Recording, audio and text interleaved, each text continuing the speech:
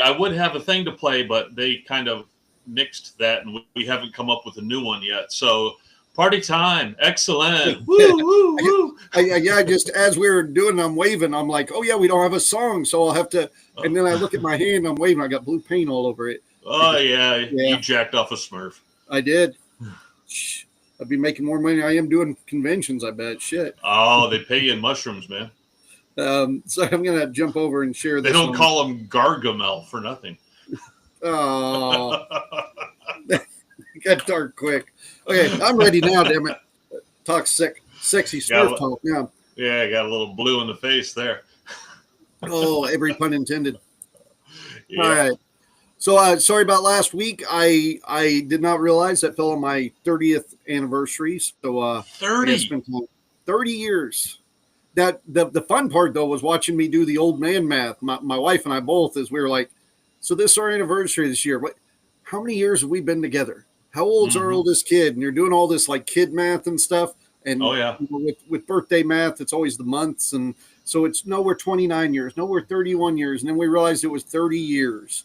And we're like, we better do something. Dude, yours is easy to remember. It's on a 5. It's on a 5? Well, yeah, I guess it is. I never really looked at the year we started. Married in 95?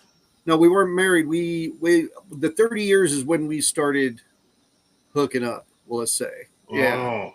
Yeah. Because like we were together and for years, and she had 2 kids, so we were together for years before we were one of those couples that just let's save money until we can afford to get married. You don't do that. If you do that, you'll never get married. So I think we're married 25 years, together 30. So I proposed to Jessica and then I had to start pumping the brakes because she was immediately, we can get married. Da, da, da. I mean, she was looking out months. I was like, no, you need to rethink that one, little girl. You're not going to get those venues that you think you're going to get with only like 9 months of lead time. That shit ain't going to happen. Oh, as romantic sounds, when we finally got married, it was, hey, we got enough money in the bank to get married. Should we do it? Like, we should do it while we got the money. And so, yeah, that's the way it works. You were there for ours. Mm-hmm. Yeah, which I think most of the people showed up to ours just to see, if we really were going to get married. Because I was the consummate bachelor, and she, she's someone that I would marry, so that tells you something right there. And someone who would marry me. So, I already questioned her decision-making skills. See, we're talking about marriage. It might be a good thing Cookie didn't show up tonight then. Because we have a couple stories. I want to make sure I got this. I'm on the right chat, so I'm going to just put hello all. Because I don't know if I'm on the right chat. Okay. All right. Yeah. All right. On the live stream chat. So tonight, and I will say now, I was telling Ash beforehand, I more blue paint. I went to the doctor today and they gave me some medication, so I've had the hiccups up until about 15 minutes before podcast.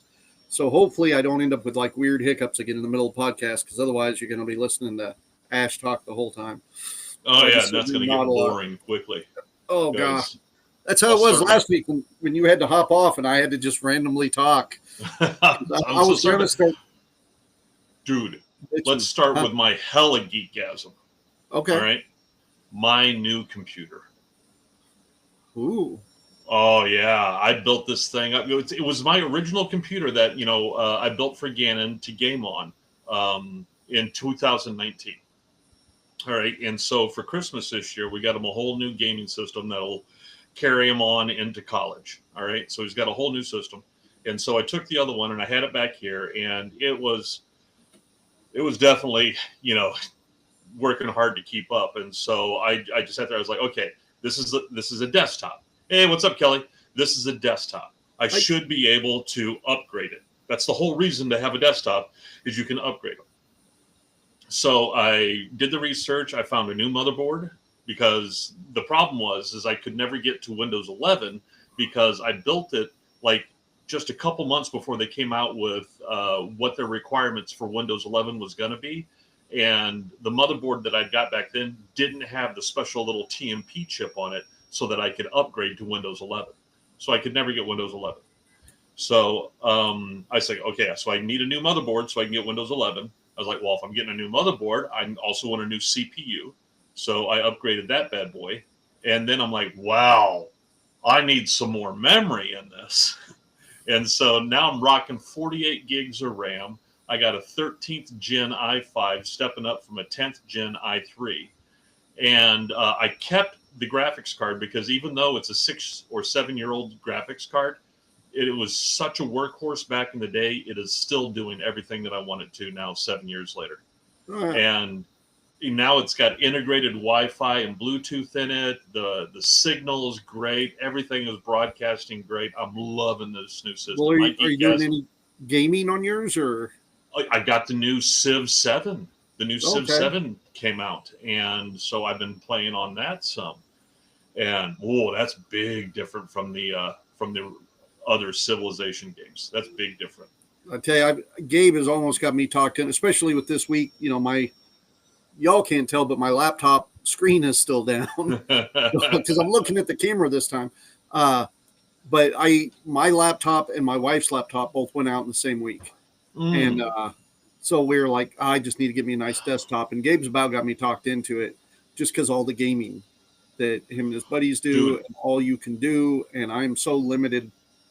And and the great thing is that you can upgrade. Yeah. So as you are, as things going on, you can put new things in, you can bring it up to speed. Like this whole thing. Stick to my modded MacBook. You do it, Roberto. This new motherboard, CPU, and the new memory all ran me about $300 to mod everything and bring it up. Yeah.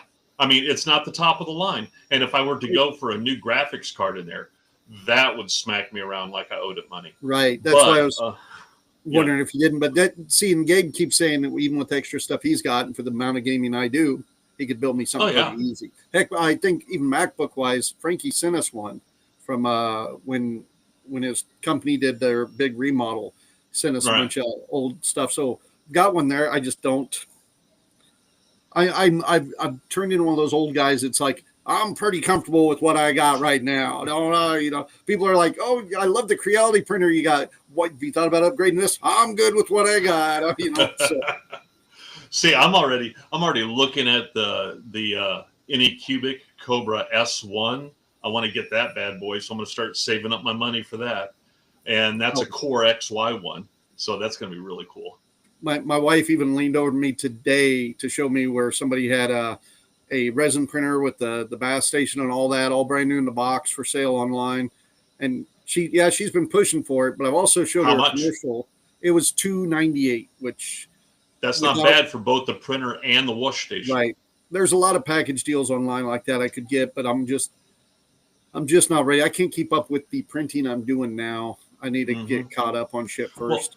Well, just to give you an idea, I was looking at I'm building like a little terrarium, and I wanted to do a little diorama in the terrarium.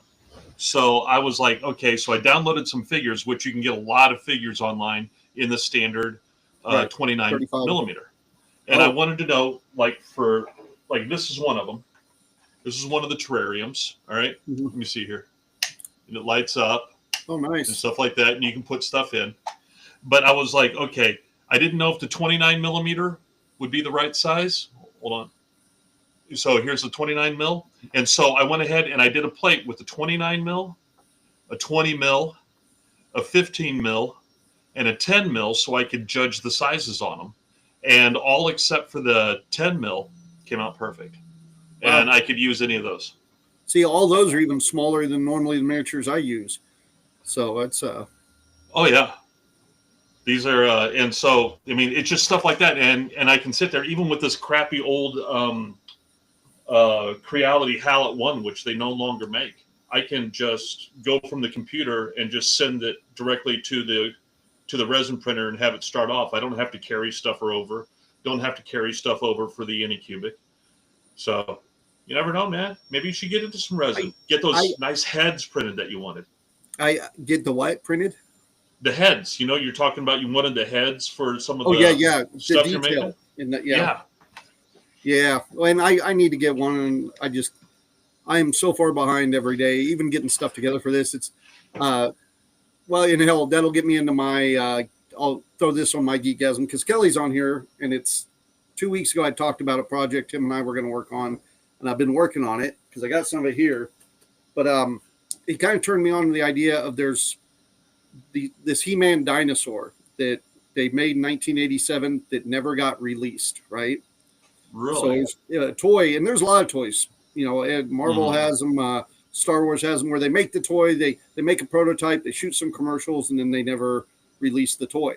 So Right. Kelly found prints for one, and it's a giant dinosaur from He-Man, and asked if I could print it. And I was like, sure, yeah, it'll take about a roll or two of filament. Well, I didn't realize quick how big Justin it was. needs one. Do it. Oh yeah. So I started printing this, and this is the Gigantosaur. So this here is. Oh, dude, I'm going to say it for Roberto. Flared base. Always use a flared base with us. So this thing is. Dude, that's huge. It's enormous, and I didn't think it was because when I looked at the pictures, I was like, oh, I can do that in a roll or two. So Kelly and I are kind of doing this together to make the whole thing. I'll give you a hint on because I got pieces all around me. Every piece is about a 24 to 30 hour print. Dude, you need to put the lower jaw on it because right now it just looks like it has a serious overbite. I got the lower jaw, but oddly enough, the way they designed it, the jaw will pop on and it's got hinges, but it doesn't move. And they didn't design a way for it to move. So I'm going to tinker with it and see if I can't design a way for it to move. Well, yeah. Because even on the box it says like, oh, he'll swallow the characters and they'll come out his backside, which doesn't happen. The toy wasn't even designed that way. They just kind of like threw a bunch of cool things on there that sounded cool. But you can like put characters in his belly and they can come out his butt. But that's Nothing says He-Man like shitting dinosaurs.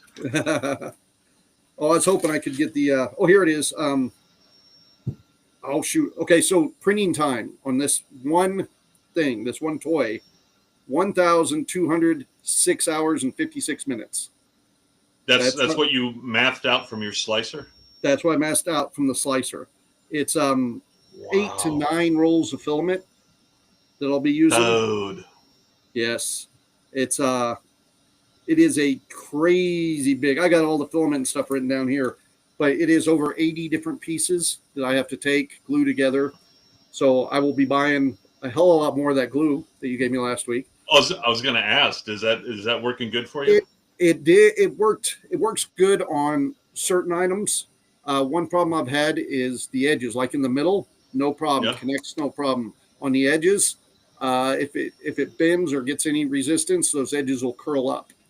So, yeah. Well, so for these big flat areas, what I'm doing is I was putting that stuff in the middle and just run a bead of super glue around the outside, and that seems to do it just fine. So, and it could just be that I'm not using enough of it because I only had the 1 ounce tube, and I'm out of that now. So, I need to get some more. Yeah, it's like I said, it costs like $15 for all of this. Yeah, and that wasn't even a 1 ounce tube I gave you because this is only like 5 ounces. Yeah. So I think I gave you like 1 gram or something like that, man. I gave you like an 8 balls worth. I don't know. Well, anyhow, the idea of these discontinued toys, I think that's something I'm going to try to hit a little bit more on because I not only with the toys, but I'll show you, like it comes with all the guns and stuff from different He-Man things. So, dude, 9 or 10 rolls of filament, you're gonna have to sell one of these. Oh yeah, no, and that's why I'm doing this with Kelly. He had the idea, and at first I started it, and I was like, man, I got to get a hold of you, which I was just going to finish it up over time because I had miscalculated. Because I figure once you buy the file, all this stuff, it's going to be about $140 just to print the damn thing. So Kelly's like, I'll pay for it all if you can print it, and then we'll just kind of make our own things. Show Jessica your flared base thing. Apparently, there was an unreleased He-Man dinosaur toy, and he's 3D printing the whole. So this is just the head, and the jaw goes. Oh my god, But that's so cool.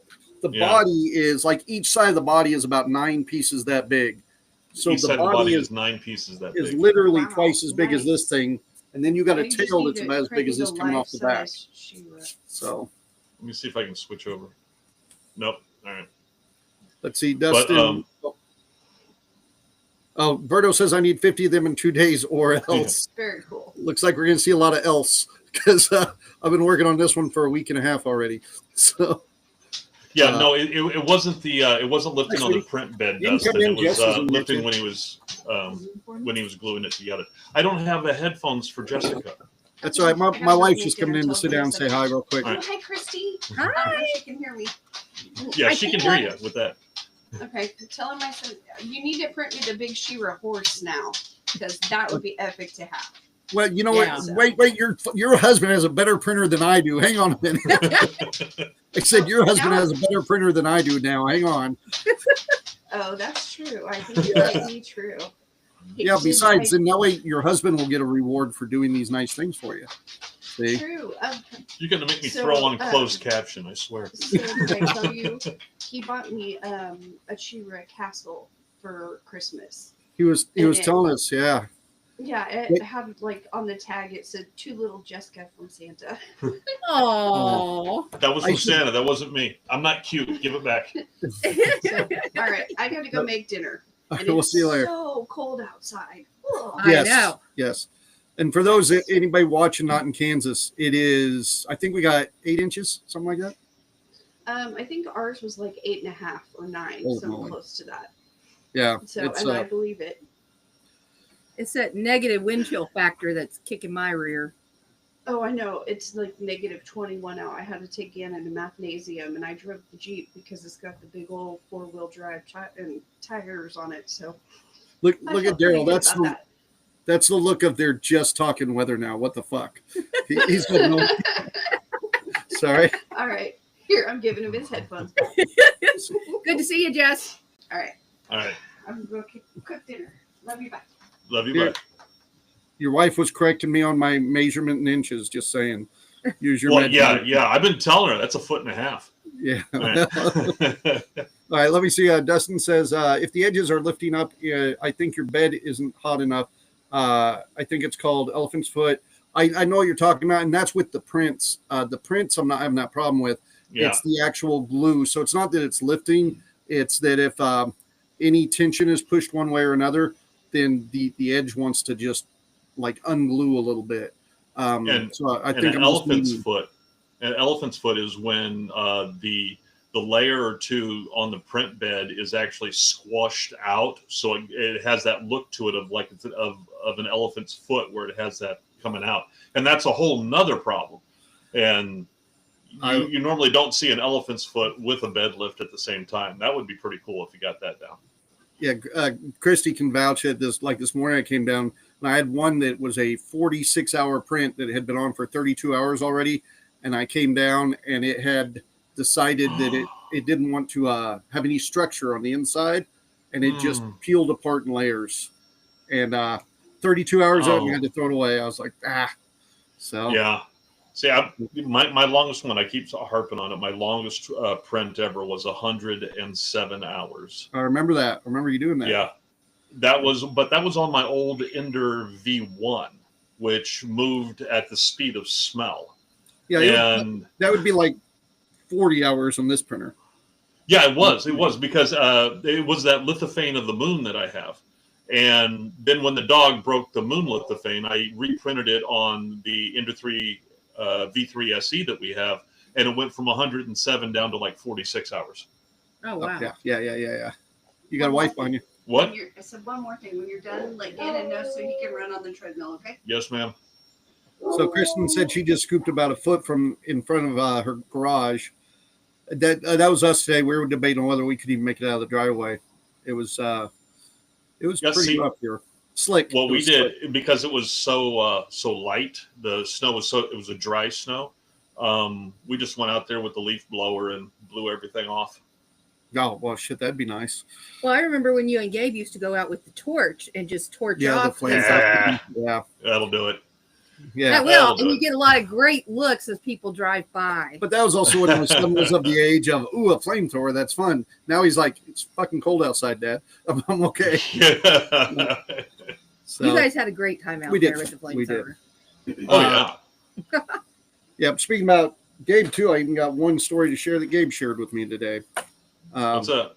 The Marvel Rivals game I've talked about just not long ago. Gannon was playing it earlier before he went to Mathnasium. Yeah, we've been playing a lot of Marvel Rivals, really digging it. I was digging, like, you could even tell Gannon, I mentioned on here, where you can get all those files now and 3D print all those characters for free now. Oh, really? Yeah, you can pull the files right off the game and 3D print. Like, I'm going to be doing a Moon Knight off of there. So, Nice. yeah. Now, is that like can you choose the pose, or is it just like a static pose that you get? From what Gabe's telling me, if you go in through the game, you can choose the pose. Like, you can actually make him move to whatever pose you want. The Nice. files that I have found so far are pre-done deals because they made their own bases for him. So Right. I got to get with my son first, and he's going to show me how to get them from the game because I haven't figured that out yet.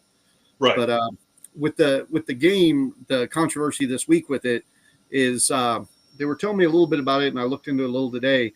But a lot of the designers for the game, like, that game is done stellar, going off the rails, and they've just laid off pretty much all the North American designers for the game, it looks like. Mm-hmm. So they're still planning on releasing updates and everything else, but the big controversy is just that you can have, like, game of the year quality stuff, a great game that does well, do everything just right. Jobs not secure in this industry. Nope. You know, and it's an industry where they're struggling to try to get enough people, and it does very much feel like we used you, chewed you up, now we're done with you and got the money coming in, don't need you anymore. Exactly. And that's what I mean, keep in mind that the video game industry brings in more annually than the movie industry and the music industry combined.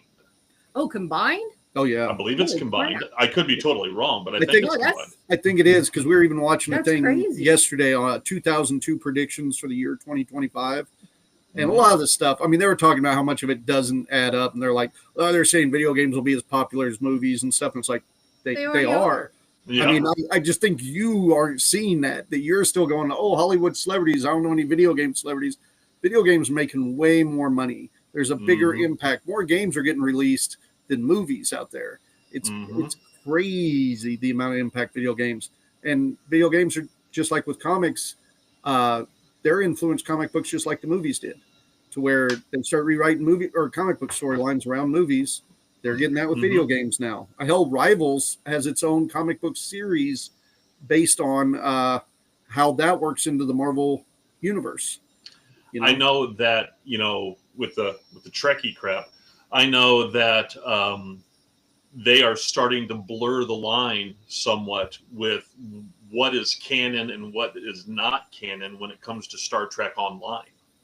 Because Star Trek Online has been going for so long, and there's whole story things happening there. I mean, a lot of the actual actors from Star Trek have been voice actors on there, and the whole thing. I mean, they even had Leonard Nimoy doing voiceovers before he died and stuff like that. And so it is. So now I know that there is some contention because people were like, "Oh, I always wanted to see this ship, but it was never in the in the series or in the movies. But it's on Star Trek Online, so we'll go ahead and use this as canon." And a whole bunch of stuff like that. I think we could do a whole episode on the difficulties of keeping canon, because like Marvel's done it, Star Wars has done it. So many of them have done it where they've had to go in and pretty much just refurbish everything. Like, well, Star Wars did the just totally restarted their canon when Disney bought it, because they got rid of all the old stuff. Marvel, they've done the Secret Wars. I mean, DC's done it too, where they go, oh, we need a clean slate. Let's go back. They did Heroes Reborn. They've done this a number of times where they're just like, oh, we've got too much storyline and people don't add up, like having Magneto's origin during World War II or something. They're like, let's just start over from the beginning. Let's figure out a way to do it. And it never seems to really work out. See, and my reason I don't like that is because them doing that is just simply because they want to milk their IP for as long as they can, and they don't have the cojones to come out with new stuff. That's the reason they have to, we got to switch around Magneto because, kids born in the 2000s, that's not going to resonate with them at all. So we need to move Magneto up instead of coming up with something new. All right, they're just going to keep juicing that until the horse is dead. Oh, here I was trying to read what Berto had put, but it's not letting me scroll up. He said, y'all need to start playing Rogue Trader. There it is. Thank you. Style RPG set in Warhammer 40K. I made contact with peaceful humans that lost contact with the Empire 2 years ago. 2,000 years ago. But I didn't want to deal with 5 to 10 hour mini game to bring them into the Empire, so I instead update the Imperial maps to show a lifeless world, then dropped a virus bomb. And it's great. Shit. Yeah, Rogue Trader's what Timbo and I started out playing way back in the day. That she put on there on this Rogue Trader. I really liked Rogue Trader because it was set up more like a role-playing game than a tabletop war game back in the day. Right. I mean, and it, of course, developed and changed. But anyhow, oops, I'm fucking up my laptop here. All right, there we go. It's hard to look at the screen behind my screen and keep it going, but I got it. So, all right, so let's hit a little of this news, and then because we'll talk about just a little bit of everything, I'm sure. Let me see. Microsoft created a new form of matter. Oh, they did? Oh, I heard about this. I did hear about this. That this is going to be one of those moments in history we look back on. Huh? Yeah.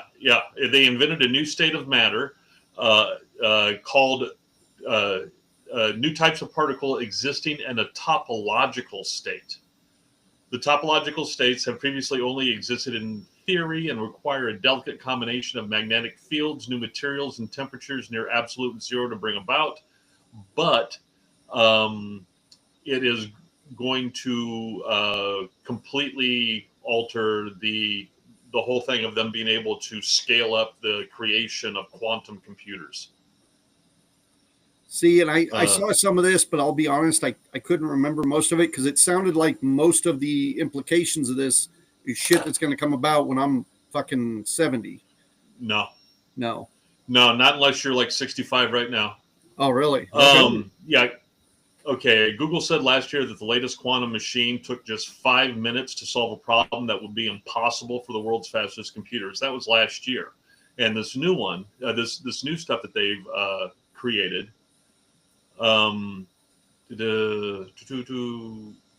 create, let me see. Who the hell's talking? I'm not talking. Oh, sorry. Oh, I thought maybe you got some stuff coming. My phone heard me. My phone heard me and started, and I had an AI open, so the AI started giving me a complete synopsis on it. And these headphones can have two Bluetooth signals paired in at the same time, so I was getting both of you. Nice.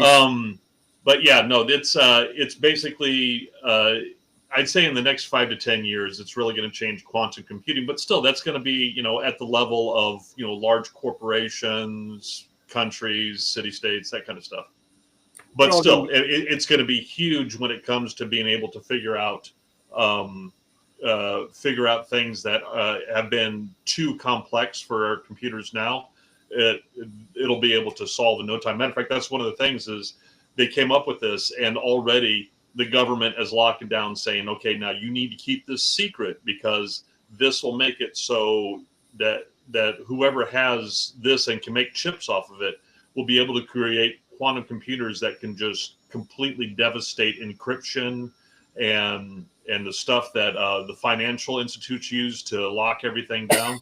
It'll just be an open door to them. Oh, crap. Yeah. Yeah, I was going to say in 5 years anyway, this will still be beyond me. I'll still be trying to figure out all the new AI stuff. And I just saw Berto had put the newest AI models have apparently gotten super close to calculating exact pi. Exact pi. There's no such thing as exact pi, Roberto. Oh. It's the digits of pi are infinite. Yeah. Infinite. Yeah. Yeah, I didn't realize that they used Yeah. pi. I thought pi was a computer term I was unaware of. And say No. There's a reason that all of us only memorized the first 3.14. And that's the reason March 14th is International Pi Day. that's right. Absolutely. My boy used to be able to do that when he was on that science TV show. I don't know how many digits of pi he would go into, but I think he was up to 20 or 25. something like that. Anything more than 5, you're just showing off. And It was exactly what it was. he is a show off sometimes. He likes to, show his knowledge. Like All when he right, was so- lifting weight, more and more just to show off. Yeah. Let me see. I also enjoy the fact that apparently Netflix has opened up their own Netflix-themed restaurant in Las Vegas, This is new to me. Yeah, I hadn't where heard that. where all the foods are themed around Netflix shows. Netflix shows. Like what do they have? Orange is the new. No, what was that? Mac is the new orange or something like that for the mac and cheese and stuff like that. From what I understand, it's standard Las Vegas, strip prices for the food. But they said that, it was decent. I mean, it was not, some gourmet experience, but for strip food, it was pretty good. Bardo chime back in. New Hawken model show in an exact number. See, I never know with Berto if he's full of shit because he knows his shit, but he'll fuck me. So I can't tell He if will he's fuck with you if Yeah. you can. damn it. Yeah, I'll leave that up to Daryl to look that stuff up. Shit. Sorry, everybody in chat's talking role playing games anyway. So Yeah, we're doing cool geek stuff, Roberto. Cookie is like, I'm not going to show up tonight. I'm going to stay work on my role playing game. Nobody wants to hear about that. See, everybody would have wanted to talk about your game. Damn it. So, Yeah. yeah. No, I'm just trying to keep from hiccup. Well, I can hit a couple of my because the three things I want to touch on. Well, I kind of want to mention the Marvel Rivals. So the only other two things are all the Marvel castings, Marvel movie news that came out this week, and then I want to touch base a little bit on the SNL Saturday Night Live 50th anniversary. I don't know if you got to see that or not. My feeds have been filled with stuff from that, but I haven't watched it myself. So I mean, I've seen little bits and pieces and things that were done, and apparently Mag is all pissed at Tom Hanks for being a liberal, as if that's a surprise. Saturday Night Live's gotten political over the years, and it's always been political, right? It's just it's hard to get away from it because anything, well, in this climate, anything you do is going to be taken overly political. But yeah, the Tom Hanks thing definitely was political. So yeah, well, and that's like I was talking to my boss about politics today, and I was telling him that my personal thing is because I know it doesn't matter what I want here in this state, the Reds are going, across the board, red is going to win. So I always just vote third party. I mean, I figure, what the hell? I'll just because I am a firm believer that we should not have a two-party system. We That's talk never about what that was all wanted. the time. Yeah. So if my vote is pretty much moot, I might as well use it to bolster third-party numbers.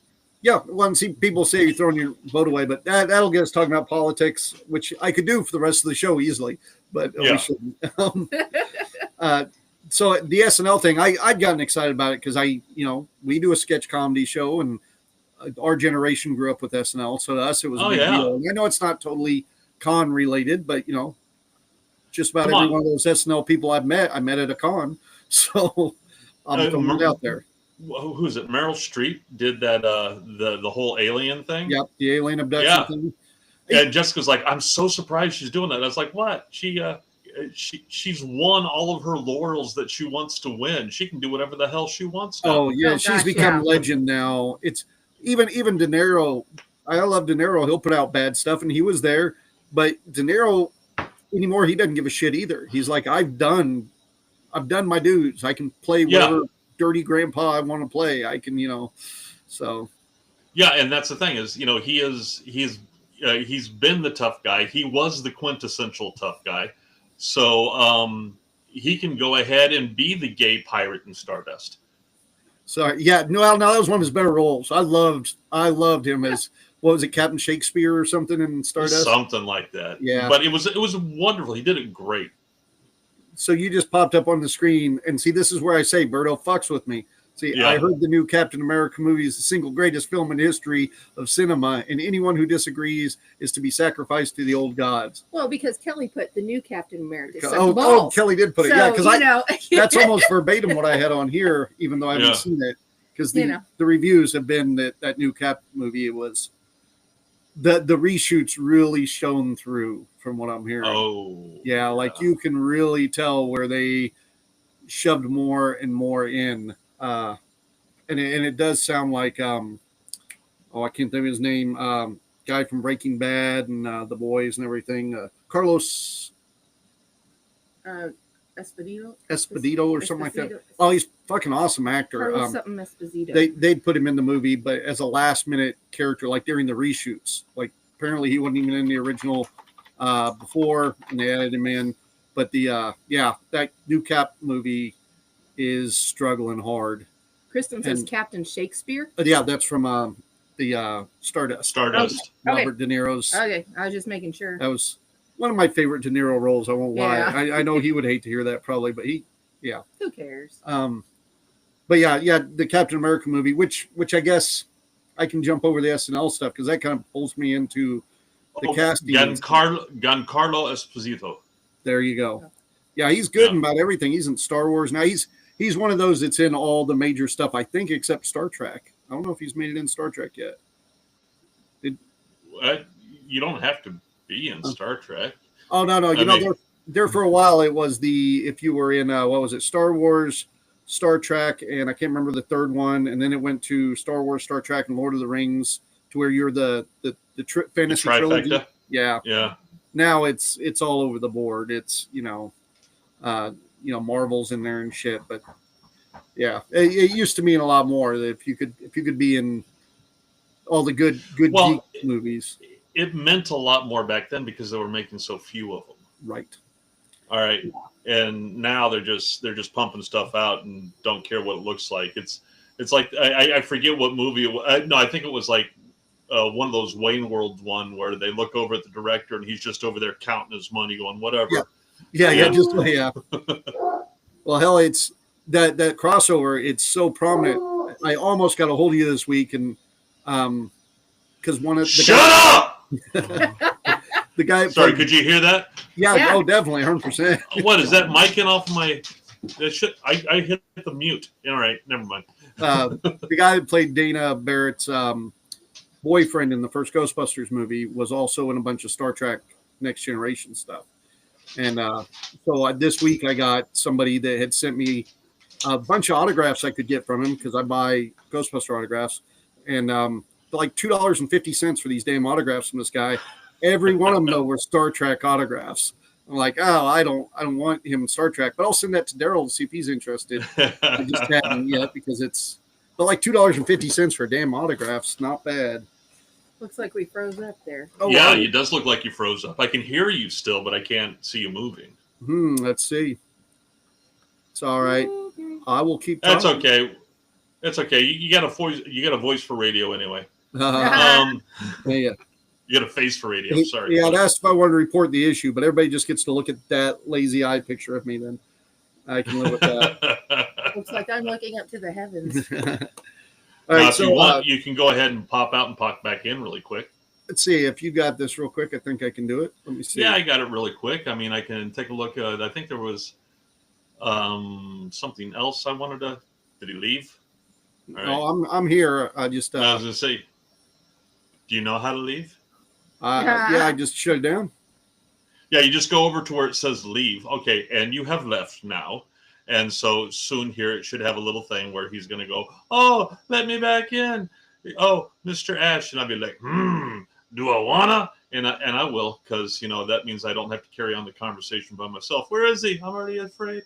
But let me see. Some of the other things that I wanted to talk about some of the other Geekgasm stuff that I've been doing this week. Like I finally finished my the one ship that I was working on, and now I've got a whole nother one that I have started off on. I know this is completely boring to you guys, but I deal with it. Why isn't he back yet? This is frightening. And so I'm working on that. This is the saucer section to it, and right now the printers are going mad because here it is. You're back. That's your crotch.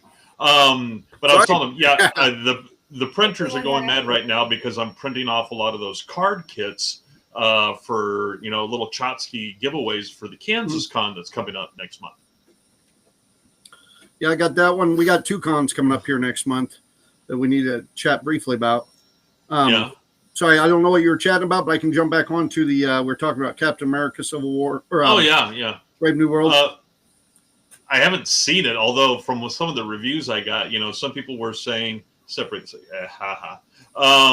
of the people, because I was showing them that I got done with the Klingon D7, and so I'm working on this new model. It's the Enterprise C, and this is the saucer section for it. This one is kind of cool. They actually printed this one in translucent plastic, so it's easier to light. Okay, so that's kind of cool. But anyways, from what I understand, some people are like, saying that it was actually bad, and some other people are saying, no, you're just saying it's bad because that's what the man wants you to say. All right, the man being public sentiment. I feel that way with both the SNL subject we were talking and Marvel. Like Saturday Night Live, it's got some roughness to it. Don't get me wrong, but there are so many people that go like, oh, that ever since Lauren stepped back for that year, 5 years or whatever it was, and it was rough. That everybody's like, oh, they haven't anything good since then, or people will bash on it, even if only I still think about a quarter or a third of the sketches that come out of it are good, but if even. Yeah, it's a hit and miss, but there are still some good things coming out. Just like the Marvel movies, they've had a couple flops, but I think everybody compares that to everything before that was so good. They were just hitting, and then once they had a couple flops, it's like, oh, everything they do sucks now. The magic's gone. The magic's gone. And not everyone has to be Avengers Endgame. Some of them can just be a story. Tell you the truth, as long as they. I really didn't like Avengers Endgame. Oh, really? Yeah, I mean, it was so pumped up, and it was one of those points where I'm like, okay, I don't care what kind of editing techniques you use.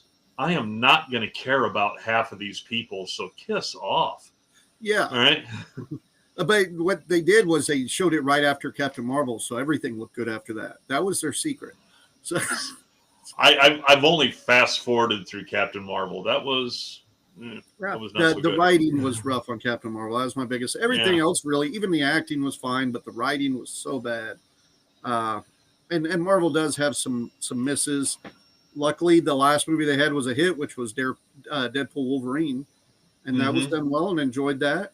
I do have, but now there's got to be controversy, right? Yeah. So they're putting some hold on some of the Deadpool stuff, but this week Marvel made a bunch of announcements. So I'll hit them real quick. Okay. Last time we talked about they may be recasting King, or they may be bringing Jonathan Majors back as King. They've decided not to do that, but they have recast King, and I'm going to try to get this name right. Let's see. I don't have my Corbin. They're on your head. No, I don't need the glasses. I need better handwriting. Corbin Domingo. He's the same actor that does the voice for Norman Osborn on the new Spider-Man, Friendly Neighborhood Spider-Man cartoon. He's got a look similar to Jonathan Majors. Sounds like they're going to bring him in for Doomsday and most likely kill him off right away. But at least it's going to wrap up that King the Conqueror storyline. It's kind of sad that they recast him, but it'll work. But they have announced King, and they will be bringing him back. They've also made a couple of announcements that they will be bringing at some point, whether it be in Secret Wars or for the Blade show, but they're going to be bringing Wesley Snipes back as Blade again. Blade? Yeah. Which I don't know if that means that, I can't think of his name now. The other guy they cast, if he's just out now or what.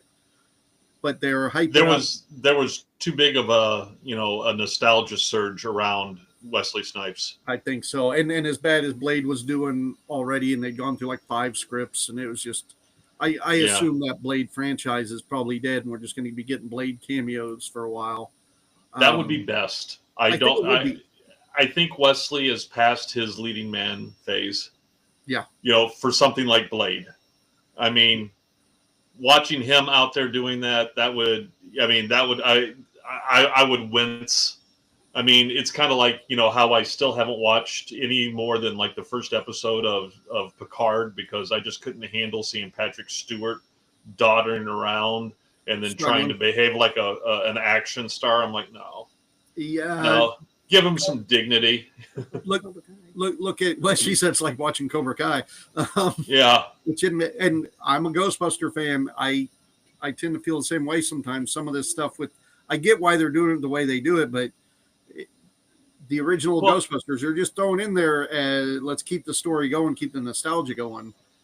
Well, I liked what they were doing, where they were just having Ray, running the occult shop. Yeah. That's what you need. You just need to tag them in once in a while for their wealth of knowledge, and then just let them go back. And that's kind of what they're doing. Winston's going to be running the Ghostbusters. Murray and Dana are out doing their own thing. And I get that. So with the Wesley Snipes, so they're already toting now that he is the longest running Marvel character out there. Well, technically he is.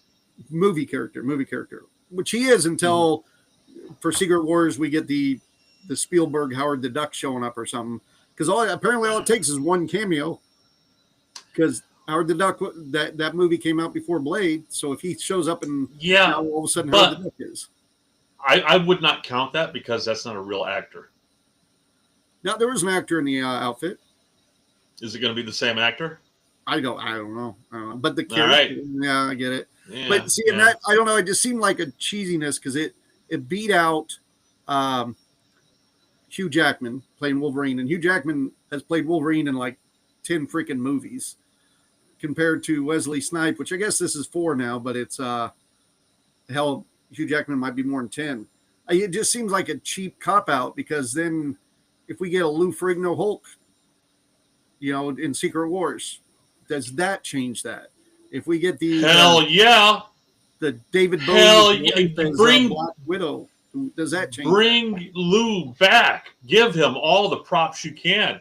Lou made the 70s great. Although trying to watch that with Gannon, trying to watch the original 70s Hulk with Gannon. Oh man, I was just like, wow, that is rough to watch. And I didn't remember. I did because I was just a little, kinder, a little bambino back then. I didn't remember that at the beginning of the episode, they would play like a little thing of what was going to happen in the episode. All right, there'll be like a little just fast cut of everything coming up in the episode. I forgot they did crap like that back in the 70s, and but then watching it and man, the sexism was hard. Oh my God, the sexism. Oh, so much of those. I'll just even watching old 80s movies every once in a while, the machismo running around on screen. I wanted to address these. So first, Berto had said the 1990s Captain made a cameo. I don't know if you're still talking about in Picard or if you're talking about like the 90s Captain America made a cameo in one of the. I think he's talking about Marvel. Because I'd like to know what you're referring to there, because I'm trying to think of what 90s Captain that would be. And then Kristen said Howard the Duck, though, showed up in the collector's collection in one of the tags on a Marvel movie. Not the Spielberg Howard the Duck, though. We had the Seth Green Howard the Duck. Well, see, already you're saying it's different. That can't be the same Howard. It's a different actor entirely, and it's a different version of that character. So what I was asking, like with the Wesley Snipes was, so with Wesley Snipes, like technically Wolverine, Hugh Jackman, he's playing Wolverine, but he's not playing the same Wolverine. So technically it's a different Wolverine character. Wesley Snipes is probably playing a different Blade character, it looks like, because they made him look more like the comic book original than the one from the movies. But even if he's playing the same one. What timeline did that, what Universal line did they pull that one from? Yeah, that's what I'm talking about. So it's probably not the one from the Blade movies. Because if you want to do that, then hell, Lou Ferrigno is still voicing the Hulk. And it sounds like Lou Ferrigno is going to be making an appearance in the new World War Hulk movie. So does that count? Because that means Lou Ferrigno's been playing the Hulk longer than anybody. He's voicing the Hulk? Yeah, he voiced the Hulk in the clear up until Endgame, I think. So every time you heard the Hulk talk in the Avengers movies, that was Lou Ferrigno originally. Really? Yeah. Yeah. So then there was a couple movies in there where they had. That's the thing. Back in the 70s, he never talked. Yeah, well, he growled and but it's all like Hulk mad, Hulk smash, that kind of stuff. Well, it's kind of good. They got to hide the fact that he is extremely deaf. Yes, he is. He's still got a voice on him though. I've interviewed him a couple times. Oh, he does. Yeah, he's a great guy. Yeah. But and I hate to say it, but people who are deaf, they have a particular sound to their voice, cadence, and that's just fact of life. I mean, just like we have a Midwest twang to ours, it's just the way it is. So with what I was talking with World War Hulk, Captain America and everything, one of the big announcements they made this week is that they are doing a World War Hulk movie. It is for sure happening. And it sounds like they're going to have a bit of all the different Hulks, because they've also announced a big leak got out for the Doomsday Avengers movie, where they are pretty much bringing in, we'll say, evil Avengers to fight regular Avengers. And they named a couple of the evil Avengers, which for comic fans, it's Maestro Hulk is the big one, which is like the evil futuristic version of Hulk. And see, this is the problem. This is the unholy, amalgamation of CGI and this damn, dimension hopping timeline thing that they have going on now. And so now you're getting all of these just massive, all right, let's throw every version ever came up with. Just keep throwing them in. And at some point here, there has to be some kind of huge implosion. There's got to be something where they reset everything so this crap can't happen anymore. Secret Wars. That's what it's leading up to. So it's just like the first movies all led up to Endgame with the Infinity Stones. Mm-hmm. Everything we've got since Endgame has been leading up to this multi-dimensional. So Loki, all this stuff is about the multiple dimensions. And originally it was going to be mostly Kang, but in the comics, Doctor Doom does that. He brings the dimensions together in the Secret Wars timeline. So they'll be bringing in the best of the best from all the dimensions to fight each other. And that's pretty much what this whole series is about.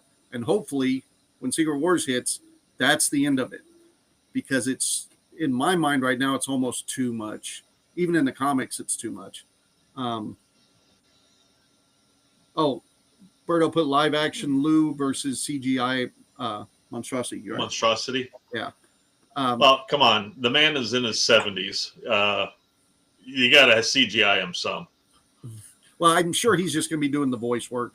Because it sounds like they're going to bring the World War Hulk, the bigger Hulk, all that. Sounds like, it'll have Scar, maybe even She-Hulk at this point, but it is going to have the Maestro in it, which is... it's a big deal for comic fans because it's like saying everything Hulk should be. Like, we got a pussy Hulk right now who just talks, he's kind of the version of the gray Hulk. He can't perform. Yes. And this is the Hulk after Bruce Banner's dead, and it's just Hulk. And he doesn't give a shit, and he does whatever he wants. And so he for sure will be in World War Hulk. Sounds like he's going to be in Endgame or in Secret Wars, and they're also talking about having him be the main villain. Don't know if this is true in Spider-Man 4. So that's I really want them to CGI in the 70s Hulk. That way you have all these, these big, all these reds and all this stuff like that. And then you see him just coming in, all right, with just green body paint on, just a normal big weightlifter dude, and just the other guys look over at him just like, who let in Shrek's younger brother, I bet we're going to get some shit like that in Secret Wars. I bet. I can't see, because I felt like that's what they did with a lot in Deadpool, is that kind of shit. You gotta give some comedy to it. That's the thing is, Hulk, Deadpool was definitely, he's comedy based. Yes. And I mean, that's what made Ragnarok so good. Was the comedy. And this is specifically for Tim, if he's still on here, because this will hopefully get you a little excited for. So for the new Thor movie, and let me double check my notes, make sure I'm on it. Oh, and for the World War Hulk movie, the director they're in talks with to direct both of those, because the Thor movies are getting a little rough. Is George Miller from Mad Max. Oh, so I know George Miller. Yeah, like the George Miller. He's really good at visuals. He is. Man, his visuals are great. I mean, hopefully they get a good writing crew for him because he's really good at visuals. He's good at it. Yeah. He's good at world building. My little bit of concern is back in the day, most people probably don't remember this before the Marvel movies came out, but George Miller was going to direct the Justice League movie. And the guy that played Toe Cutter and all that from Mad Max was going to play, who was he? I think it was Green Lantern or something in the movies. I mean, the casting was like all over the place. So I'm a little worried that we're going to end up with, if he does end up doing it, that we're going to end up with this thing that's definitely just a George Miller movie that doesn't fit in with the rest of the shit. But I would sometimes that's beautiful. All right. Just sometimes something that is the aberration that just stands on its own is a good thing. I mean, look at all the stuff that tried to emulate what Fifth Element brought. Yeah. I mean, even the director of Fifth Element couldn't repeat himself because it was just perfect the way it was. And maybe George Miller makes something that everybody just goes, "What the hell was that? Can you make lightning strike again?" No, can't do it. And that's my worry. Like Thor 3, they got Taika Waititi to do it. Well, let's make that strike again. They couldn't do it with the fourth one. And then but then with Deadpool, Ryan Reynolds, he came out and did something completely different than everybody else was, and that's become almost the standard now. That they tried to have him, Taika Waititi. Taika Waititi. They tried to have him do, but the thing is, they wanted him to direct it, but then they said, "But you have to direct this." Yes. All right.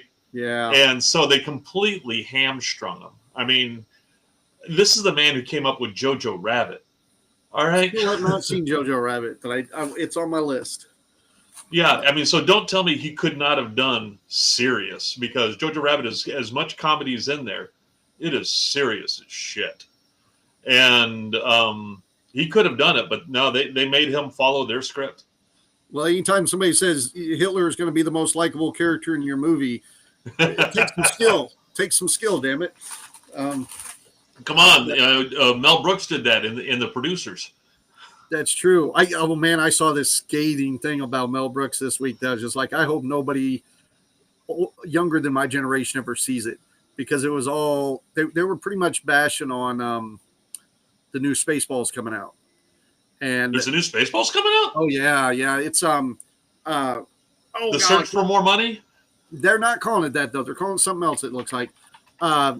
Josh Gad is in charge of it, and he's been doing all the writing. He's going to star in it, which I wonder about. Josh, I like him. He's a good geek, but and Mel Brooks says he's got his finger on the pulse of it all, but people are looking at History of the World Part 2 as an example on whether this can be done or not, Yeah, I'm reading it right here, and I've got my concerns, especially since some of the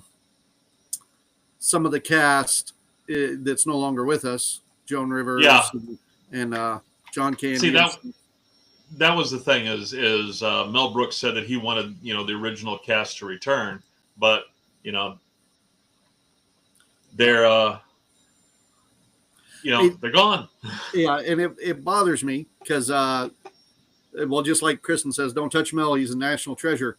Love Mel Brooks, especially for our generation. Dude. Way back when I was in high school, I had come in the radio station I worked in. They had this album, and I almost ran away with it. It was Mel Brooks and Carl Reiner had done this bit called the 1,000-year-old man or the 2,000-year-old man. All right. And basically what it was is Mel Brooks was playing like this undying old Jewish guy, and Carl Reiner was interviewing him. And it was just like, oh, back when I was young, oh, Jesus, oh, he was a great kid. I loved him. He was not such a good carpenter, though. All right, and just all this stuff like that. I mean, I loved Mel Brooks. He was just amazing. Yeah. Yeah, and that's some of that comedy doesn't hold today, but some of it, I always feel, and as a white guy in America, I can't say this too loud, but Blazing Saddles was such a cultural movie that needed to happen. The TV show not so much, but the movie needed to happen. Oh, it was. It was great. And then nowadays they're like, yeah, don't watch that. And it's like, no, people should watch that. They should see what. Like, who the hell says don't watch that? Oh, all the time. You don't hear that? How what a racist movie. You've never heard that? No. Oh, see, man. there's the thing is because for a while there, I really got into, it was a dark place. I was going on YouTube and watching reaction videos. It was a dark time. It was a dark time. Yeah. All right. And I was watching a lot of reaction videos to people watching Blazing Saddles for the first time. And across the board, all the black people who watched it said it was the best. It was wonderful and it was great. So basically what it is it's once again, it's people getting offended on other people's behalfs. Thank you very much. Get offended. Yeah. Yeah. Berto said Lloyd Kaufman is where it's at. I'll agree with that. No. I'll go with that. Come on. Blazing Saddles still is, and now every black person I know loves it. And that's me too. Damn straight. Oddly enough, most of my black friends, I'm trying to think if there's any that we don't, maybe Taylor's family, but for the most part, I can go up to most of my black friends and say a Blazing Saddle line, and they will laugh and quote the next part of the line or something like that. Oh yeah. Excuse me while I whip this out. I mean, come on. It's not a bad thing, but there are a lot of people that are already offended on other people's behalf just because of what it is, and I think that's bad. I think that's a movie that should be out there more. Yes. And as Kristen said here, that Richard Pryor was one of the writers. Actually, he was supposed to star the role that Cleavon Little had. Yep. But apparently there was a whole issue with the nose candy. And from what I understand, the studio did not want him having the part because of all the issue. He was very much a loose cannon in those days. He did a lot of writing on that, though. It was. I mean, it was almost. Yeah, he was like one of the head writers on it. That's one of those, and Mel Brooks love him too, but I do think a lot of co-writers with Mel Brooks don't always get their credit. Richard Pryor's a great one. Gene Wilder that wrote most of Young Frankenstein, and Brooks gets most of the credit for that. I think the reason for it is one, from what I understand, Mel Brooks is everybody who's worked with him absolutely loves him, says he is one of the most supportive directors that they've ever worked with. I mean, he was just great to work with and all the stuff like that. And it's like Weird Al. Everybody loves Weird Al so much as they don't care as long as they get to be a part of it. And it's the same thing with Mel Brooks. And like Star Wars, the same thing with Star Wars. I don't care what it is, as long as I get to say that I was, as long as I get to be in Star Wars, I'll do whatever the hell you want. And Marvel had that for about 10, 12 years too. And then once it started getting rough, because there for a while, man, if you could be anything in Marvel, people were chomping at it. And now they're getting turned down. Like watching them try to cast Reed Richards this last year was almost comical because they just couldn't get anybody cast. They tried and tried and tried. Frankenstein. Yeah. All right. I barely talked about SNL and we're already an hour in because we're just talking. But we're having fun. Yeah, this is what it's all about. There's anything else I wanted to make sure news-wise to hit before I kept there's tons of AI stuff over the last couple of weeks that I'm not going to get into, and how the new reasoning models, those things are fucking phenomenal. I have access to some of the reasoning models. It's just astounding. I was talking about you with the AI a lot this week because I saw some of the new stuff that came out where they're showing like the death of animation, I'm going to say, because as I'm watching them take these single pictures and put them in and do. I mean, Mhm. they were doing videos not just with animated pictures, but like photographs of people, and you put it with audio and the mannerisms, the little hiccups and burps that people would have, the blinks. There was no telling. And I Mhm. was like, man, I went to college for animation, and we just watched within about less than a minute. They put a picture in there and did like 2 minutes of animation, all in 2 minutes. It's like, And oh, and some of the, and it's going to get better to the point that, because right now you're just putting it in and it's kind of hit and miss, but coming up soon you're going to actually be able to direct what's happening inside that frame, not just, oh, make a move to the right, but here, put the foot here, do this over here, Oh, this yeah. over here. It's going to remember stuff from next to next. It's going to get really deep. But one of the things, like, I was just listening to a podcast today, and they were talking about how, how, like, with blogs and stuff like that, it's become, especially with the advent of AI, it's become so easy to generate content for blogs. All right. That the next thing that they say is going to be the big generator of things that people are going to be utilizing is that now these AIs, they have gotten to the point where you can code with them. You don't have to know how to code. They call it, they have a slang term for it. They call it vibe coding. All right. Because you don't know what the hell's going on because you don't know how to code. I don't know how to code. You don't know what the hell's going on, but man, you're just telling it what to do and it feels right. But basically people are now, they have an idea. Well, I want an app that does this. And you just have to sit there and work back and forth for a couple hours with this AI, and something that would have taken a team weeks to do. You, as somebody who doesn't even know what you're doing, are going to be generating apps. So here in the next couple of years, there's just going to be slews of AI supported apps that are being generated by people for everything. And it's going to get really interesting. And one of the things that they said is somehow there's going to be like a what's the term I'm looking for? Like a crowdsourced app store for this, because people are making this. So somebody's going to come together and create an app store for people to put all this stuff up. Right now, there's places like Hugging Face and stuff like that where you can get stuff, but it's not really. That's more geared towards people who know how to unpackage things and do stuff.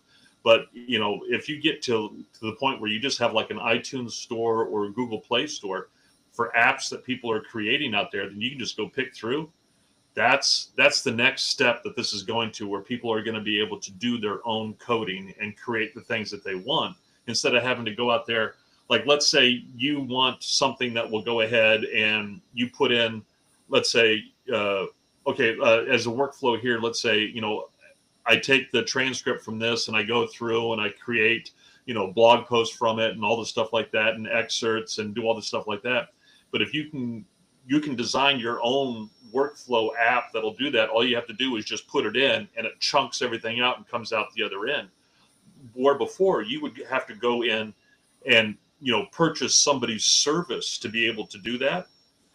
Now you can have the AI help you generate your own program, your own app that will do it. So you don't have to pay for those people's services anymore. Josh was talking about something like that. We were talking, I told you before the show, he's got a YouTube channel, Bald Tire Garage, and he's been adding AI. Like, they ended up making a mascot and an animation with their mascot and all sorts of weird little shit. And I told him about some of the stuff you had told me about, and he still owes me a helmet. Go ahead. Yeah. And so he's been trying to incorporate a lot of that, and just a lot of the shit he's using compared to a lot of the stuff that I've told him that you told me about. The amount of work he can produce on his webpage compared to what I could do when I was running a YouTube channel, night and day difference. And the new one I was telling you about, that it sounds like what you're talking about, because like literally I could take a picture of Wolverine and Sabretooth, put them on here with just the audio of this that we've just done, mm-hmm. and it will have them do that with the mannerisms and everything with our voices, and it'll have them pick up our same mannerisms. And it looks like it's plug and play the way they were talking. Like you should try Google Notebook LM. All right. Notebook LM. Okay. So basically what you do is you give it a topic and maybe some information that you have. All right. Like let's say you have, this is what it's really good for. This is what it's really good for. Let's say like you have your notes from your class or from whatever workshop you went to or something like that. You take all your notes, or you watched a video and you have the transcript from it. You take that transcript, you put it in a Notebook LM, and it automatically generates a podcast, but it's audio only. It generates a podcast of two people who are talking about the subject matter and debate it back and forth. Did I tell you about the podcasters I watched on YouTube, the ones that were informed that they were AI? I told you about that. Okay, then that's where I found out about it, because I watch it and I've been showing it to people, because that was scary. Listening, it's a little creepy because it's two podcasters, and if that was the Notebook LM. Go ahead. The only thing about it that may have triggered to me that they were AI was the fact there's no talking over each other at all. They were very polite and very polite, not like us right now. Right. And so they're doing it, and they're signing off of their last episode because the producers of the show had informed them that they are AI personalities hosting a podcast. And one of them was like, "Oh, so I went to go call my wife right away because I was so shocked." But then I realized I don't have a wife and kids anymore. It just rang and and no one ever picked up. Yeah, it was so sad. It was kind of trippy. It was kind of trippy. But it's scary too, because if in fact, I mean, not saying they were sentient or anything, but it's if in fact that they just thought that they were, like, everything they were saying was based on the fact they thought they were real people, and it said that they were given backgrounds, families, all sorts of shit, so they can then refer to those things as they're having conversations of like, oh, when I was a kid, I had a learning disability, that kind of shit. Just listening to that made me go, oh, we are already at the time where I'm not going to be able to determine, at least on some things, whether this is real or not. We're going to be living in that dead internet thing, Let me tell you a positive way that I utilized it. All right. What I did was I was coming up with a subject to talk about on the Boldly Trekking podcast. Right. All right. And I was like, okay, is this a good subject? Is it not a good subject? So I took everything that I had, and I packaged it up, and I gave it to Notebook LM, and I told it, okay, give me a podcast discussing this. And it quickly, just within like a minute, even less, boom, here it is. And I listened to them talking about the subject matter, everything that I'd put together, them talking about it back and forth. I'm like, okay, this will float. This is something that actually sounds a little bit interesting. Do you have to go back in and fact check that stuff though? Because no, I wasn't worried about that. I was just worried about whether or not. Shut up. I was just worried about whether or not it would sound good. Yeah, and that's what I used it for. You can do that, and also, but the thing is that it's only creating this podcast off of the information that you give it. All right. I don't think it actually goes out and farms the internet for stuff. It just goes off of the stuff that you gave it. So okay. I wouldn't use it for a sole source of study, but I would use it, just to see how stuff sounds. Yeah. What I'd love, and I think if they made AI where I could just take a big, like these files we're making. So let's say I could just take a big file of something and go, or a small file and go, I want to make it bigger. I can put it in there and it will cut it into segments to fit a 20 centimeter bed, or, and put all the shit in there. So I don't have to go through and do all that, because it feels like the kind of thing you could pop in there and go, I have a 20 centimeter bed, make this fit that, because see, that's the thing is, and give it a 5%, but the thing is that if you look out there are sites already that will take like a picture of something, all right, and then you tell it, create a 3D object on this that I can print, and it will generate, and not very well from what I've tried, but there are people are already out there who are doing stuff for 3D printing. So I don't see that it's going to be very long before you'll be able to throw a file at something like this and say, slice it up for me. Yeah, that's what I want. This. Oh, go ahead. Like I went ahead right before we all got on. I finally pulled down the my 1099 from E-Trade, and I threw it into an AI, and I was like, okay, go through this, scan it, and tell me how much I'm going to be paying in taxes off of what I cashed in to pay off my student loans. and it asked me a couple questions to make sure what tax bracket I was going to be in, and it pumped back out and said, okay, off of what you pulled out and what this 1099 says, you can pretty much expect to be paying this much in taxes on it. And so, but of course I'm going to throw that all into the tax software and make sure it's all right. Right. Yeah. But I have a ballpark now, so I know how much I'm getting raped. Let's see. Berto put, don't you love the Madam Web cast controversy? I love that Dakota thought she was in the MCU. Yeah, they hosed her. That was a year ago now, man. But yeah, everybody there, everybody in that movie. And I know we talked about it on the podcast. This is one where I'll go, her own damn fault. She works in movies for a living. She has an agent to take care of shit like this.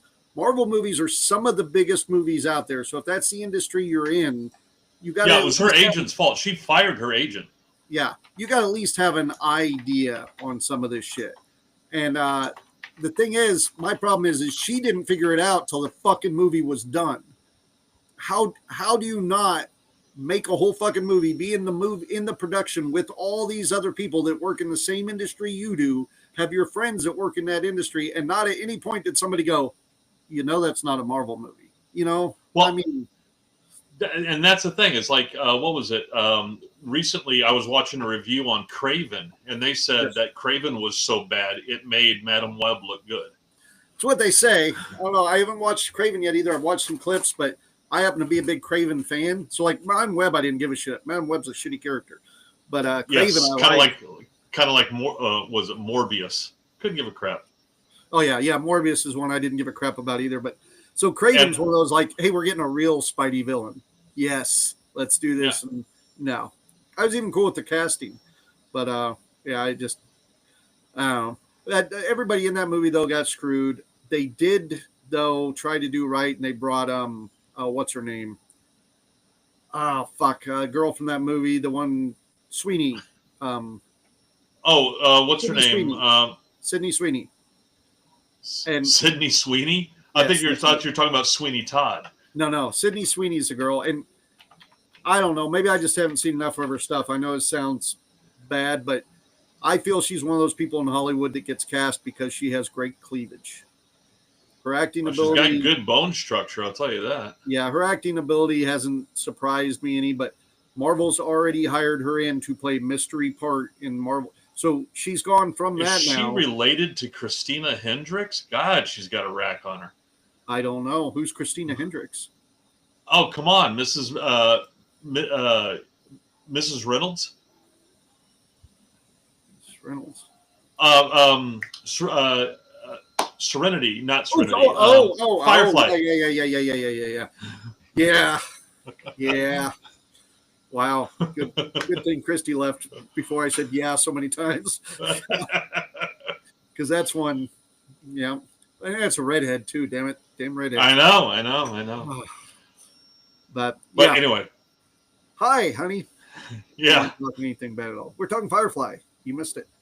Yeah. I heard it all. She heard it all. All right. All right. So actually we're 20 minutes over. I guess I should hit these cons we got coming up. Okay, yeah. I'm gonna hit just 2 of them coming up here shortly. Actually, I guess I could hit 3 because we got Planet coming up this next month in February or in January. Because February, the only thing that we had on our docket was BusterCon, which happened last weekend, which 15th. Unfortunately I didn't make. I was talking with the guy that runs it, and we were figuring for the size and everything going on, and the snow hit bad. Me driving 3 hours to do a 1-day show was not going to be smart, so I didn't end up. No. But it looked like everybody had a good time. Weather did hurt attendance a bit, but it looked like everything went well for it. And he was already talking to me on plans for next year, so they're already planning I'll be doing MC work for him next year. So just hope to see that grow and get better. Okay. Here locally next month, March 8th, we got, we'll say, a new convention. It's the Hutch Mini Con at the State Fairgrounds. It's a 1-day con. It's the same guys that took over Smallville that are doing a number of smaller cons like PonkaCon and stuff like that. So it won't be anything with major guests or anything, but for selling, trading, that kind of stuff, it's going to be real good. And where's it going to be at in Hutch? Hutchett State Fairgrounds. All right, I'm just putting this on our Concast calendar. And then the weekend after that, March 15th and 16th, which is the same weekend as I believe NakaCon. But is it now? Yeah, that's all right. I'll be in Wichita, so will you, because that will be the Kansas Comic Con at Century 2. I'll be there with our Ghostbuster group. Ash will be there with the Star Trek group. I'm sure we're going to record some Concast stuff, talk to people. Heck yeah. Yeah, because I'm not planning on performing with Wags or anything there. We're kind of... This is us having fun. Yeah, how'd you say it beforehand? We're feeling it out and seeing what it's like. It's a new event. And it used to be back in the day, man, every new event, it's like, got to be there, got to be on top of it, got to be part of it. There's just too many events now. For one, it's too much shit and too burned out. Damn it, don't have to be part of everything. I would rather half the time sit with half of you guys that are in chat and have dinner and talk geek shit than have to go make an appearance at a con that may or may not be worth being at. Although Kansas Comic Con, as much as I hate to say it, it's going to be fucking awesome. Their guest list is through the roof. Yeah, especially for Wichita. And so that's the reason why, like I said, I'm just chunking out a whole bunch of these card kits. I'm probably going to be taking 500 card kits with me. Oh, holy shit. We're going to be doing some drawings over the Ghostbuster thing. We got packs, traps. We're going to do a couple 3D prints, painted up. So we're going to have a bunch of giveaways throughout the weekend over at ours. But you got to sign up for ours. You don't just get them handed to you like over the cheap Star Trek people. Just go here, take the 400. That I spent months slaving away making these for you. But no, and I'm hoping. I don't know if I'm going to get it done, but I'm hoping to get my new card kit finally finished, so it'll be good. I'm just having some problems getting this Miranda class to fit together. But other than that, I've got 5 different card kits now. Oh shit! See, I think I've only got 2 of yours. I'll have to come steal some more. Oh yeah, most definitely, because I've got the TOS Enterprise, I've got the Enterprise D, I've got the Klingon D7. I got that in the TOS. Yeah. And I've got the Klingon Bird of Prey, and Bird of Prey is what I got. Sorry. And I also have the Romulan Bird of Prey from the original series. Yeah. Yeah.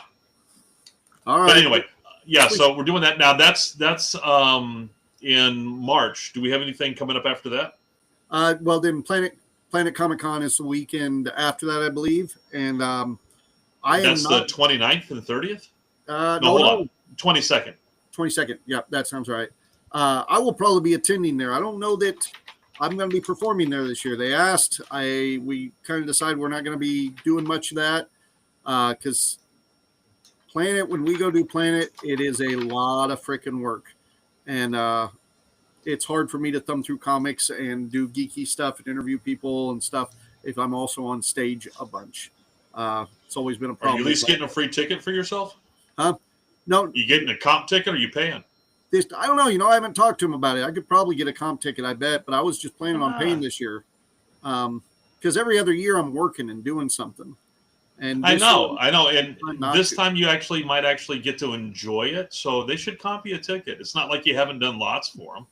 The bigger the fest, the less shit they give you. That's how it works. I know. It's kind of like I noticed because my company, they always do, like where we got to go do stuff, team builders and town halls and stuff like that. And they always put us up in these really great hotels. But I've noticed that the better the hotel, the less likely they are to have an exhaust fan in the bathroom.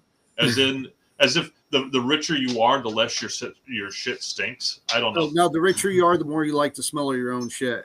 That's probably what it is. Yeah, it's like South Park with the smelling your own farts thing. Yeah. Yep. No, that's been a big thing with conventions and festivals for a long time with us. Is it seemed like mid-range festivals we get treated real nice. Hell, there's festivals we haven't done in 10 years that we'd show up and they just give us the key to the castle.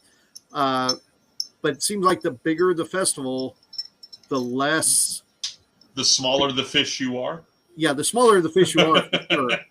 But like even hotel rooms and stuff, they're so much harder to get. They're so much. Well, you got to keep in mind the bigger the festival, the more people they have asking for hotel. Oh yeah. rooms. Oh, I get that too. You know that. You know that. Yeah. That's one of the reasons with Emerald City that was so hard to keep that going, is because everybody that was part of the industry, whether they were a vendor, a performer, or whatever, everybody wanted free tickets, to where it's like, man, we can't give everybody free tickets, because I get you're buying a ticket and you're also a cosplayer. But if I gave everybody that was into steampunk a free ticket, we'd just be going off of vendor money. And half the time the vendors there too were like, well, I'm, premier vendor, steampunk vendor. And you're like, we can only fit so many. And it's great that you're there and I'd love to see you there, but it's a business, damn it. Yeah. And as a premier vendor, you should be making enough money you can afford your own hotel room. Yeah. Get the hell away. Yeah. Conventions have to make money, and I get it. And there's some conventions that, hell, even this year we did very little at AirCap compared to normal. And they wouldn't even let me buy tickets. I went to go buy a ticket for me. I think I went to go buy one for Frankie. They're like, nope, you've helped out so much, just go. And that was nice. Yeah, but a lot of those cons are like that. They're mostly pretty good, pretty nice. There's cons I haven't even performed at that would just let us in the door, but Planet's a little rougher. There's times where I remember one time we went in and we were headlining the Saturday night show, and you go to buy tickets and there's a big poster of the Scallywags right by the ticket thing for the Dirty Saturday Night Show. And I went in and I just seen Chris Jackson like a couple weeks before this and talked to him. And I go to get our badges. They had some kind of hiccup, and Chris shows up, and he even went, "You work here? You're doing something?" And I'm like, yeah, we just set up. There's literally a giant poster of me right fucking there. Well, I guess. And then he went and got my badges. Yeah, and I was like, I love you, man, but well, I guess we might show up to that show. Yeah, I was kind of like, yeah. He just gets that way sometimes, and Peterson's that way with the his Ren fairs too.